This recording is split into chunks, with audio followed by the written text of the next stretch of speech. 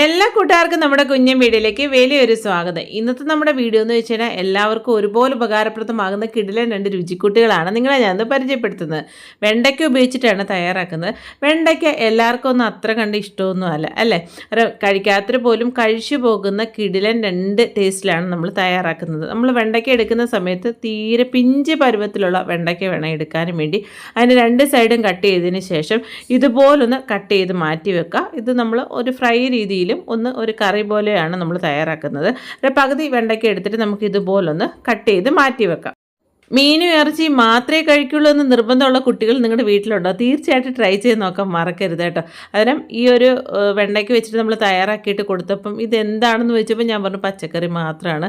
ഏതാണെന്ന് ചോദിച്ചപ്പോൾ ഞാൻ പറഞ്ഞില്ല. എന്താണിപ്പോൾ വെണ്ടയ്ക്കയാണെന്ന് പറഞ്ഞു കഴിഞ്ഞാൽ അത് കഴിക്കില്ല എന്ന് എനിക്ക് ഉറപ്പാണ്. പക്ഷേ ഈ രീതിയിൽ തയ്യാറാക്കി കഴിഞ്ഞാൽ എല്ലാവർക്കും ഒരുപോലെ ഇഷ്ടപ്പെടും കേട്ടോ. രണ്ടാമത് നമ്മൾ വെണ്ടയ്ക്ക തണ്ട് ഈ രീതിയിലാണ് കട്ട് ചെയ്ത് മാറ്റി വെച്ചേക്കുന്നത്. മിക്സിയുടെ കുഞ്ഞു ജാറെടുക്കുക, 3-4 അല്ലി വെളുത്തുള്ളി, അതുപോലെ തന്നെ കുറച്ച് നല്ല മുളക് അല്ലെങ്കിൽ കുരുമുളകാണ് ചേർത്ത് കൊടുക്കുന്നത്.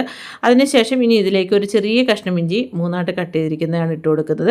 ഇനി ഇതിലേക്ക് നമ്മൾ ചേർത്ത് കൊടുക്കുന്നത് ചുമന്നുള്ളി, ഒരു 3-4 ചുമന്നുള്ളിയും കൂടെ ചേർത്ത് കൊടുക്കുന്നുണ്ട്. മുളക് പൊടി, മല്ലിപ്പൊടി, അതുപോലെ തന്നെ മഞ്ഞൾപ്പൊടി, ഗരം മസാലയും കൂടെ ചേർത്ത ആ ഒരു 4 മിക്സും കൂടെ ഇതിലേക്ക് ഇട്ട് കൊടുക്കുകയാണ് ചെയ്യുന്നത്. അതിനുശേഷം ഇനി ഇതിലേക്ക് നമ്മൾ ചേർത്ത് കൊടുക്കുന്നതെന്ന് വെച്ച് കഴിഞ്ഞാൽ ഒരു തക്കാളി മൊത്തമായിട്ട് നമ്മളിതിലേക്ക് അരിഞ്ഞിട്ട് കൊടുക്കുകയാണ്. ഇതിൽ വെള്ളം ചേർക്കണമെങ്കിൽ മാത്രം 1-2 സ്പൂണ് വെള്ളം മാത്രം ചേർത്താൽ മതി, അരിഞ്ഞില്ലെങ്കിൽ മാത്രം. അല്ലെങ്കിൽ ഈ ഒരു തക്കാളിയുടെ ആ ഒരു നനവിൽ തന്നെ ഇതെല്ലാം നല്ലപോലെ ഒന്ന് അരച്ചെടുക്കണം. പുളി നല്ലപോലെ ഇഷ്ടപ്പെടുന്നവരാണെങ്കിൽ തക്കാളിയുടെ അളവ് കൂട്ടുകയൊക്കെ ചെയ്യാം. പുളി അത്ര കണ്ട് ഇഷ്ടമല്ലെങ്കിൽ തക്കാളിയുടെ അളവ് കുറയ്ക്കുകയും ചെയ്യാം.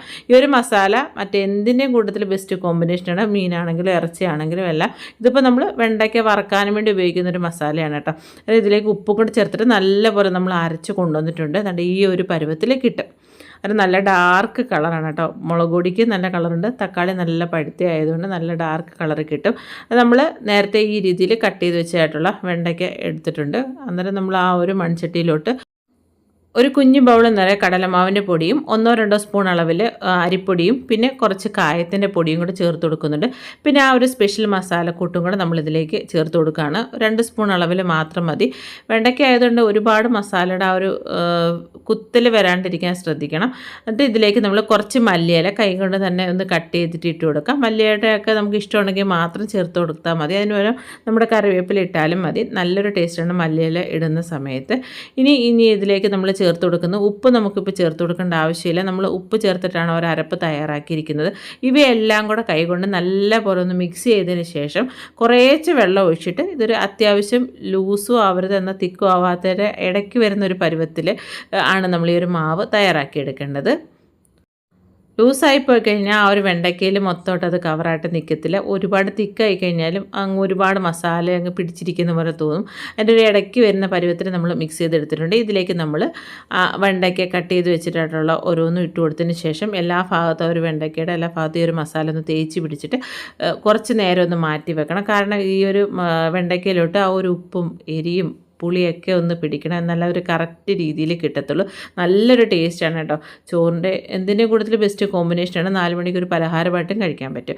അത് നമ്മൾ രണ്ടാമത്തെ വെണ്ടയ്ക്ക് ഇതുപോലെ കട്ട് ചെയ്തതിന് ശേഷം ഇഞ്ചി, വെളുത്തുള്ളി, കറിവേപ്പില, പച്ചമുളക്, അതുപോലെ തന്നെ സവാളയും കുഞ്ഞുള്ളി എടുത്തിട്ടുണ്ട്. പിന്നെ ഒരു ചെറിയ ക്യാരറ്റ് ഇതുപോലെ വട്ടത്തിൽ അരിഞ്ഞേക്കുന്നത്, ഒരു തക്കാളി അരിഞ്ഞ് വെച്ചിട്ടുണ്ട്.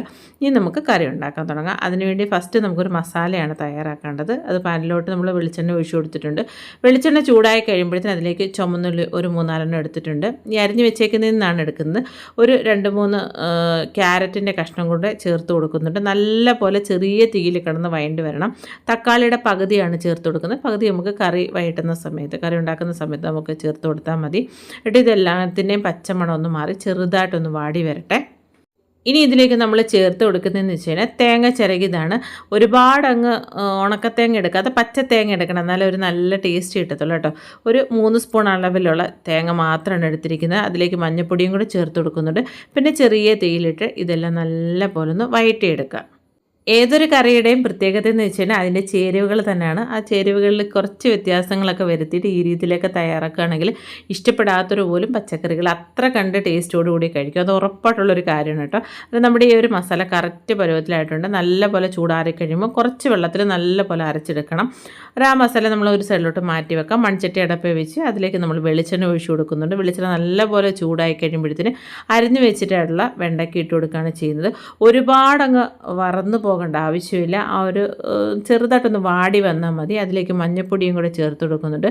ചെറിയ തീയിലിട്ടിട്ട് വേണം ഇവയെല്ലാം ചെയ്തെടുക്കാൻ. അതാണ് ഒരു കറക്റ്റ് ടേസ്റ്റ് കിട്ടുന്നത് കേട്ടോ. തീ കൂട്ടിയിട്ട് കഴിഞ്ഞാൽ അതിൻ്റെ ഒരു കറക്റ്റ് ടേസ്റ്റ് കിട്ടുകയുമില്ല, കരിഞ്ഞു പോവുകയും ചെയ്യും കറി. അത് ഈ ഒരു പരുവാകുമ്പോഴത്തേന് നമുക്ക് ആ ഒരു വെണ്ടയ്ക്ക ഈ ഒരു ചട്ടിയിൽ നിന്ന് മാറ്റിയെടുക്കാം. ബാക്കി വന്ന എണ്ണയിൽ വേണം ബാക്കി എല്ലാ കാര്യങ്ങളും നമുക്ക് വഴറ്റിയെടുക്കാൻ വേണ്ടി. ഒരുപാട് എണ്ണയൊന്നും നമ്മളിതിലേക്ക് ഒഴിക്കുന്നില്ല. ബാക്കി വന്നിട്ടുള്ള സവാളയും അതുപോലെ തന്നെ കുഞ്ഞുള്ളിയും കൂടി ഇതിലേക്ക് ഇട്ട് കൊടുത്തിട്ട് അതിനോടൊപ്പം ക്യാരറ്റും കൂടെ ചേർത്ത് കൊടുക്കുന്നുണ്ട്. അതിൻ്റെ ഒരു പച്ച മണം ഒന്ന് മാറിക്കിട്ടിട്ട് അതിനുശേഷം മറ്റ് ചേരുവകൾ നമുക്ക് ചേർത്ത് കൊടുക്കാം. ഇനി ഇതിലേക്ക് നമ്മൾ പച്ചമുളകും കറിവേപ്പിലയും കൂടാണ് ചേർത്ത് കൊടുക്കുന്നത്. അത് നമ്മുടെ ഒരു ഇഷ്ടത്തിനനുസരിച്ച് ചേർത്ത് കൊടുക്കാം. പച്ചമുളകിൻ്റെ എരിക്ക് നമുക്കുള്ള ഒരു എരിവിൻ്റെ ടേസ്റ്റ് അനുസരിച്ച് മാറ്റങ്ങൾ വരുത്തും. ഞാൻ ഒരു പച്ചമുളക് മാത്രമാണ് ചേർത്ത് കൊടുക്കുന്നത്. ഒരുപാട് എരിവുള്ളൊരു കറിയല്ല നമ്മൾ തയ്യാറാക്കുന്നത്. എരിവ് ഒരുപാട് ഇഷ്ടപ്പെടുന്നവരാണെങ്കിൽ പച്ചമുളകിൻ്റെ അളവ് കൂട്ടാം കേട്ടോ. അത് അതിൻ്റെയൊക്കെ ഒരു പച്ച രുചി മാറി വന്ന് കഴിയുമ്പോഴത്തേന് ഇനി ഇതിലേക്ക് നമ്മൾ കുറച്ച് മഞ്ഞൾപ്പൊടി ചേർത്ത് കൊടുക്കുന്നുണ്ട്. ഇനി ഇതിലേക്ക് ഇഞ്ചിയും വെളുത്തുള്ളിയാണ് നമ്മൾ ചേർത്ത് കൊടുക്കുന്നത്. ഇഞ്ചിയും വെളുത്തുള്ളി ഒന്നും ചതയ്ക്കാണ്ട് മൊത്തമായിട്ടാണ് വെളുത്തുള്ളി ഇടുന്നത്. ഇഞ്ചി ചെറിയ കഷ്ണങ്ങളായിട്ട് നീളത്തിൽ അരിഞ്ഞെടുത്തിട്ടുണ്ട്. അതും കൂടെ നമുക്കിതിലേക്ക് ചേർത്ത് കൊടുക്കാം. ഇനി ഇതിലേക്ക് നമ്മൾ ചേർത്ത് കൊടുക്കുന്നത് വെച്ചാൽ നമ്മുടെ പുളിക്ക് അനുസരിച്ച് തക്കാളിയാണ് ചേർത്ത് കൊടുക്കുന്നത്. അരമുറി തക്കാളിയാണ് ഇപ്പോൾ ചേർക്കുന്നത്. നമ്മൾ അരമുറി ആ ഒരു മസാലയ്ക്കകത്ത് വഴറ്റാൻ ചേർത്തിട്ടുണ്ടായിരുന്നു. പുളി വേണ്ടവരാണെങ്കിൽ തക്കാളിയുടെ അളവ് കൂട്ടാം, അല്ലെങ്കിൽ ഇതിലേക്ക് മാങ്ങയോ അല്ലെങ്കിൽ പുളിയോ എന്തെങ്കിലും ചേർത്ത് കൊടുക്കാവുന്നതാണ്. നമ്മളിതിലേക്ക് കുടംപുളി ചേർത്ത് കൊടുക്കുന്നുണ്ട്. അരപ്പൊക്കെ ചേർത്ത് കഴിയുമ്പോഴത്തേന് ഇനി അതിൻ്റെയൊക്കെ ഒരു പച്ചമണം മാറിക്കഴിയുമ്പോഴത്തേന് ഇനി ഇതിലേക്ക് നമ്മൾ മുളക് പൊടിയാണ് ചേർത്ത് കൊടുക്കുന്നത്. നമ്മുടെ എരിവിന് ആവശ്യത്തിനുള്ള മുളക് പൊടി 1 സ്പൂൺ മുളക് പൊടിയേ ഞാൻ ചേർക്കുന്നുള്ളൂ. പിന്നെ നമ്മുടെ ഉലുവാപ്പൊടി വീട്ടിൽ തന്നെ വറുത്ത് പൊടിച്ചായിട്ടുള്ള ഉലുവാപ്പൊടി, പിന്നെ 1 സ്പൂൺ മല്ലിപ്പൊടി കുറച്ച് കൂടുതലിടുന്നത് കേട്ടോ. 1 സ്പൂൺ മുളക് പൊടിക്ക് 1.5 സ്പൂൺ മല്ലിപ്പൊടിയാണ് ഞാൻ ചേർത്ത് കൊടുക്കുന്നത്. കാരണം ഒരുപാട് എരിയുള്ളൊരു കറിയല്ല. കുട്ടികൾക്കും എല്ലാവർക്കും ഒരുപോലെ ഇഷ്ടപ്പെടുന്ന ഒരു ടേസ്റ്റ് കിട്ടുന്ന ഒരു കാര്യമാണ് കേട്ടോ. അന്നേരം ആ ഒരു പൊടികളുടെ പച്ച മണം ഒന്ന് മാറിക്കഴിയുമ്പോഴത്തേന് ഇതിലേക്ക് നമ്മൾ ചൂടുവെള്ളമാണ് ഒഴിച്ചു കൊടുക്കുന്നത്. ഞാൻ എപ്പോഴും പറയുന്നതാണ്, കറികളിൽ എപ്പോഴും ചൂടുവെള്ളം ഒഴിക്കുമ്പോഴാണ് ഒരു കറക്റ്റ് ടേസ്റ്റ് മെയിൻറ്റെയിൻ ചെയ്യുന്നത്. നമ്മളിപ്പോൾ ഇത്രയും വഴറ്റിയിട്ട് ഇനി ഇതിലേക്ക് നമ്മൾ പച്ചവെള്ളം ഒഴിച്ച് കഴിഞ്ഞാൽ ഒരു കറക്റ്റ് ടേസ്റ്റ് കിട്ടില്ല കേട്ടോ. ആ വെള്ളം ഒഴിച്ചതിൻ്റെ കൂട്ടത്തിൽ നമ്മൾ ഉപ്പും കുടംപുളിയുമാണ് ഇതിലേക്ക് നമ്മൾ ചേർത്ത് കൊടുത്തിരിക്കുന്നത്. കാരണം അതെല്ലാം നല്ലപോലെ വറ്റി കുറുകി വന്നിട്ടുണ്ട്. നമ്മൾ ആദ്യമേ വെണ്ടയ്ക്ക് ഇട്ട് കൊടുത്തതിന് വെണ്ടയ്ക്ക് പെട്ടെന്ന് അങ്ങ് വെന്ത് പോവുകയും ചെയ്യും. ആ ഒരു കറിക്ക് ആ ഒരു കറക്റ്റ് ടേസ്റ്റ് കിട്ടത്തില്ല. ആ അരപ്പെല്ലാം നല്ലപോലെ വറ്റി വന്നതിലാണ് നമ്മൾ വെണ്ടയ്ക്ക് ഇട്ട് കൊടുക്കുന്നത്. വെണ്ടയ്ക്ക് പകുതി വേവായിട്ടുണ്ട്, ഒരുപാട് വേവുള്ളൊരു കാര്യമല്ലല്ലോ. ഇനി ഈ ഒരു സമയം കൊണ്ട് ആ ഒരു വെണ്ടയ്ക്കയും കൂടെ വെന്ത് വരുന്ന സമയം കൊണ്ട് നമുക്ക് ആ ഒരു നേരത്തെ മസാല ചേർത്ത് വെച്ചിട്ടുള്ള വെണ്ടയ്ക്ക നമുക്കൊന്ന് വറുത്തെടുക്കാം. ചൂടായ വെളിച്ചെണ്ണയിലേക്ക് ആ ഒരു മസാല ചേർത്ത് വെച്ചിട്ടുള്ള വെണ്ടയ്ക്ക ഓരോന്ന് ഇട്ട് കൊടുക്കുക. നല്ല ടേസ്റ്റ് ഉള്ളതാണ് കേട്ടോ. എല്ലാവർക്കും ഒരുപോലെ ഇഷ്ടപ്പെടും. കാരണം മീനും ഇറച്ചിയൊന്നും ഇല്ലാത്ത സമയത്ത് പിഞ്ച് വെണ്ടയ്ക്ക വീട്ടിലുണ്ടെങ്കിൽ ഇതുപോലൊന്ന് തയ്യാറാക്കി നോക്കണം കേട്ടോ. തീ ഒരുപാടങ്ങ് കുറയ്ക്കേണ്ട, ഒരു മീഡിയം ഫ്ലെയിമിലിട്ടിട്ട് നമുക്ക് 2 സൈഡ് ഇതുപോലെ നല്ലപോലെ വറന്ന് വന്നിട്ടുണ്ട്. ഇനി ഇതിനെ നമുക്ക് എണ്ണയിൽ നിന്ന് കോരിയെടുക്കാം. ഈ ഒരു വെണ്ടയ്ക്കയുടെ ടേസ്റ്റ് എന്ന് വെച്ചിട്ടുണ്ടെങ്കിൽ നമ്മൾ ചേർത്തിരിക്കുന്ന ഒരു മസാല തന്നെയാണ് കേട്ടോ. ഇത് വെണ്ടയ്ക്കയിൽ മാത്രമല്ല, ഇഷ്ടമുള്ള ഏത് പച്ചക്കറിയിലും ഈ ഒരു മസാല പരീക്ഷിക്കാവുന്നതാണ്. മീനിലാണെങ്കിലും ഇറച്ചിയിലാണെങ്കിലും എല്ലാത്തിലും നല്ല ടേസ്റ്റ് കിട്ടുന്നൊരു മസാലയാണ് കേട്ടോ.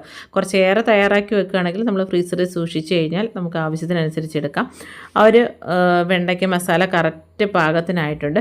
ഇതിലേക്ക് നമ്മൾ നേരത്തെ വറുത്ത് വെച്ചിരുന്ന ആ ഒരു മസാല മിക്സിയുടെ ജാറ് നല്ലപോലെ അരച്ച് ഇതിലേക്ക് ഒഴിച്ചു കൊടുക്കുന്നുണ്ട്. മിക്സിയുടെ ജാറ് കഴുകിയ വെള്ളവും കൂടെ ഒഴിക്കുന്നുണ്ട്. എന്നിട്ട് ഒന്നൊന്ന് തിളച്ചോട്ടെ. തിളച്ചിട്ട് ആ ഒരു എണ്ണയൊക്കെ കറക്റ്റായിട്ട് തെളിഞ്ഞ് വരുന്നതാണ് അതിൻ്റെ ഒരു കറക്റ്റ് പാകം എന്ന് പറയുന്നത്. ഏതൊരു കറിയുടെയും ആ ഒരു കറക്റ്റ് പാകം എന്ന് പറയുന്നത് തിളച്ചിട്ട് ആ ഒരു എണ്ണ ഇങ്ങനെ തെളിഞ്ഞ് വരുന്നതാണ് കേട്ടോ. ആ ഒരു സമയത്ത് നമുക്ക് ഗ്യാസ് ഓഫ് ചെയ്യാം. ഒരുപാടങ്ങ് വറ്റിക്കുന്നില്ല. അന്നേരം ഈ ഒരു പരുവാകുമ്പോൾ ഞാൻ ഗ്യാസ് ഓഫ് ചെയ്യുകയാണ് ചെയ്യുന്നത്. എൻ്റെ കറക്റ്റ് പരുവത്തിലായിട്ടുണ്ട്. ആ ഒരു എണ്ണയൊക്കെ തെളിഞ്ഞ് ആ ഒരു കറക്റ്റ് മണവും ഒക്കെ വരുന്നുണ്ട് കേട്ടോ. നല്ല ചൂട് ചോറിൻ്റെ കൂട്ടത്തിലോ ദോശയുടെ കൂട്ടത്തിലോ എന്തിൻ്റെയും കൂട്ടത്തിൽ ബെസ്റ്റ് കോമ്പിനേഷനാണ് ഈ ഒരു കറി കേട്ടോ. അസാധ്യ ടേസ്റ്റ് എന്ന് വേണമെങ്കിൽ പറയാം. കാരണം പച്ചക്കറികളൊന്നും എല്ലാവർക്കും ഒന്നും അത്ര കണ്ട് ഇഷ്ടമല്ല. പക്ഷേ ഈ രീതിയിലൊക്കെ തയ്യാറാക്കുകയാണെങ്കിൽ എല്ലാവർക്കും ഒരുപോലെ ഇഷ്ടപ്പെടുന്നതാണ് കേട്ടോ. ഈ ഒരു വെണ്ടയ്ക്ക ഉണ്ടല്ലോ നമുക്ക് 4 മണിക്കൊക്കെ പലഹാരമായിട്ട് കുട്ടികൾക്ക് ഉണ്ടാക്കി കൊടുക്കാവുന്നതാണ്. നല്ലൊരു ടേസ്റ്റാണ് കേട്ടോ. ഇത് മാത്രം കൂട്ടുവാണെങ്കിലും കുട്ടികൾ ചോറുണ്ണും കേട്ടോ. അത്രയ്ക്ക് ടേസ്റ്റാണ്. അന്നേരം പച്ചക്കറികളൊക്കെ കഴിക്കാൻ മടിയുള്ളവർ വീട്ടിലുണ്ടെങ്കിൽ തീർച്ചയായിട്ടും ട്രൈ ചെയ്ത് നോക്കാൻ മറക്കരുത്. ചൂട് ചക്കയുടെ കൂട്ടത്തിൽ ഈ ഒരു കറിയും കൂടെ ഒഴിച്ചിട്ടാണ് ടേസ്റ്റ് ചെയ്യുന്നത്. നല്ല ടേസ്റ്റാണ് കേട്ടോ. എനിക്ക് ഒരുപാട് ഇഷ്ടമാണ് പച്ചക്കറികൾ. പണ്ടൊന്നും ഇത്ര കണ്ട് ഇഷ്ടമൊന്നും അല്ലായിരുന്നു. പക്ഷേ ഈ രീതിയിലൊക്കെ തയ്യാറാക്കി തുടങ്ങിയപ്പോൾ നമ്മൾ ഈ മീനേക്കാട്ടിലും ഇറച്ചിക്കാട്ടിലൊക്കെ കുറച്ചും കൂടി ടേസ്റ്റ് കൂടുതൽ ഇതിനാണെന്ന് പലപ്പോഴും തോന്നിയിട്ടുണ്ട്. ട്രൈ ചെയ്ത് നോക്കിയിട്ട് അഭിപ്രായം പറയാൻ മറക്കരുത്. നമ്മുടെ ഒരു കുഞ്ഞു വീഡിയോ ഇഷ്ടപ്പെടുവാണെങ്കിൽ ലൈക്ക് ചെയ്യാനും വീഡിയോയെക്കുറിച്ചുള്ള നിങ്ങളുടെ വിലയേറിയ അഭിപ്രായങ്ങളും നിർദ്ദേശങ്ങളും താഴെ കമൻറ്റുകളായിട്ട് രേഖപ്പെടുത്താനും മറക്കരുത്. ഹരം എപ്പോഴും പറയുന്ന പോലെ എല്ലാ കൂട്ടുകാർക്കും നല്ലൊരു ദിവസം ആശംസിക്കുന്നു. ഇനിയും നല്ല നല്ല വീഡിയോകളായിട്ട് നമുക്ക് കണ്ടുമുട്ടാം. അതുവരെ എല്ലാ കൂട്ടുകാർക്കും നന്ദി, നമസ്കാരം. ചാനൽ ഇഷ്ടപ്പെടുവാണെങ്കിൽ ഒന്ന് സബ്സ്ക്രൈബ് ചെയ്ത് സപ്പോർട്ട് ചെയ്യാൻ മറക്കല്ലേ.